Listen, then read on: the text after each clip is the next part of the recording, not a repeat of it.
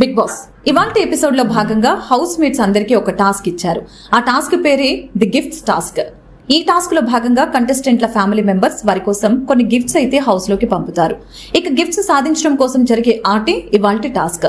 ఇందులో భాగంగా house mates అందరూ కూడా ఆ గిఫ్ట్స్ పొందడం కోసం రీజన్ ని చెప్పాల్సి ఉంటుంది. అలాగే వాళ్ళకి అది ఎంత ఇంపార్టెంట్ అని చెప్పాలి కూడా. అలా చెప్పిన తర్వాత మిగతా హౌస్ మేట్స్ అందరూ కూడా ఆ గిఫ్ట్స్ ఎవరికి ఇవ్వాలి, ఎవరికి ఇవ్వకూడదు అన్నది డిసైడ్ అవుతారు. ఏ కంటెస్టెంట్ అయితే ఎక్కువ మంది సభ్యుల యొక్క మద్దతు కూడా కూడగడతారో ఆ గిఫ్ట్స్ తీసుకునే అవకాశం కల్పిస్తారు బిగ్ బాస్. అలా జరిగిన టాస్క్ లో భాగంగా నిఖిల్ అండ్ అభయ్ నవీన్ల మధ్య పోటీ జరిగింది. ఇక ఈ ఇద్దరు పోటీదారులలో హౌస్ మేట్స్ అందరూ కూడా అభయ్ కి మద్దతు తెలిపారు.